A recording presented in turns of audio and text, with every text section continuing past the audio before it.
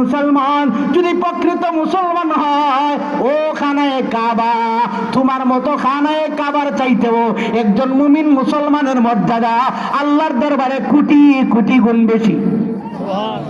খানায়ে কাবার চাইতে একজন মুমিন মুসলমানের দাম কম না বেশি?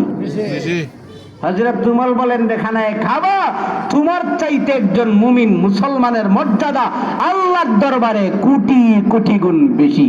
সুবহানাল্লাহ। হযরত উমর বলেন, খানায়ে কাবা শুধু তোমার চাইতে আল্লাহর এই সৃষ্টদ্বীপ মুমিন মুসলমান মর্যাদাপূর্ণ নয়। ও নূরের তৈরি ফেরেশতারা, এই মুমিন মুসলমান যারা আল্লাহ বিশ্বাস করে, রসুল বিশ্বাস করে, দ্বীন বিশ্বাস করে, কোরআন বিশ্বাস করে, আল্লাহ রসুলের বাতানো পদ্ধতি অনুযায়ী চলে, এই মুমিন মুসলমানের মর্যাদা আল্লাহর নূরের তৈরি ফেরেশতার চাইতেও বেশি। আল্লাহর নূরের তৈরি ফেরেশতার চাইতেও বেশি। তাহলে মুমিন মুসলমানের দাম কম না বেশি? কিন্তু নিজে যদি নিজের দাম দিতে জানে না, অন্য মানুষকেও দাম দিতে পারবে। নিজে যারে বড় বলে বড় সেই নয়, লোকে যারে বড় বলে বড় সেই হয়। নিজে যারে ভালো বলে ভালো সেই নয়, লোকে যারে ভালো বলে ভালো সেই হয়। নিজে ভালো বললে ভালো হওয়া যাবে না, মানুষ তাকে ভালো বলতে হবে। এমন জীবন গঠন করা দরকার, মরার পরে মানুষ বলবে না একজন মানুষ মারা গেছে। আল্লাহ বলেন, এই কথা যদি মুমিন মুসলমানের জবান থেকে বের হয়, আমি তার জিন্দেগীর গুনাহ মাফ করে বিনা হিসাবে জান্নাতি ওয়ালা বানাই। সুবহানাল্লাহ। মরার পরে যদি মানুষ ভালো বলে তাহলে ভালো। দুনিয়ায় তো মানুষ ডরাইও ভালো কয় না, সব বলার যদি তারে ভালো না কই, কোন সময় আরো ধর্ম মাটির তলে ঢুকাইয়া দিব। ডরাইয়া ভালো, এই ভালো না, অন্তর থেকে যদি ভালো বলে, আল্লাহ বলেন করে জাহান্নামের আগুন হারাম করে বিনা হিসাবে জান্নাতি ওয়ালা বানায়। সুবহানাল্লাহ। এমন জীবন গঠন করা দরকার। আল্লাহ বলেন, আল্লাহর কাছে মনোনীত ধর্মের নাম ইসলাম। এই ইসলাম ধর্মের অনুসারীরা কি বলে? মুসলমান বলে। মুসলমানের মর্যাদা আল্লাহর ঘরখানায় কাবার উপরে, মুসলমানের মর্যাদা আল্লাহর নূরের তৈরি ফেরেশতার চাইতেও বেশি উপরে। তাহলে মুমিন মুসলমানের দাম কম না বেশি? বেশি। আরো জোরে বলেন, কম না বেশি? বেশি। এই মুমিন মুসলমানকে এত মর্যাদাপূর্ণ আল্লাহ বানাইলেন কেন? মুমিন মুসলমানের জন্য আল্লাহ একটা গন্ডি দিয়েছেন, হালাল আর একটা হারাম। গন্ডি কটা? একটার নাম হালাল আর একটা হারাম।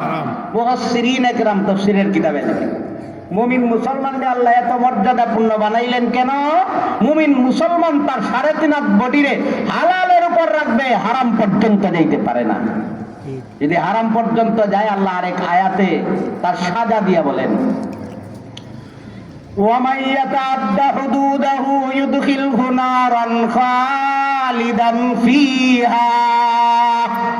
আল্লাহ বলেন, হে দুনিয়াওয়ালারা, দুনিয়াত থাকবা, দুনিয়াত খাইবা, দুনিয়াত চলাফেরা করবা, দুনিয়াত উঠা বসা করবা, বিবি বাচ্চা নিয়ে থাকবা, ঘর বাড়ি নিয়ে থাকবা, বাজার সদাই নিয়ে থাকবা, ভিটা বাড়ি নিয়ে থাকবা, ব্যবসা বাণিজ্য নিয়ে থাকবা, চাকরি বাকরি করে থাকবা, কিন্তু দুনিয়াত কেমনে থাকবা, কেমনে খাইবা, কেমনে ঘুমাইবা? হে মুমিন মুসলমান, তোমার জন্য একটা গন্ডি দিলাম, গন্ডির নাম হালাল, আর একটা গন্ডির নাম হারাম। মুমিন মুসলমান গন্ডির ভিতরে থাকবে, মুমিন মুসলমান গন্ডি পার হইয়া যাইতে পারে না। ঠিক। আল্লাহ বলেন, হে মুমিন মুসলমান, তোমার মর্যাদা আমি খানায়ে কাবার উপর বানাইয়া দিলাম, তোমার মর্যাদা নূরের তৈরি ফেরেশতার উপর বানাইয়া দিলাম, তোমার ধর্মটা ইসলাম ধর্ম বানাইয়া দিলাম। এই ধর্মের উপর আমি আল্লাহ খুশি।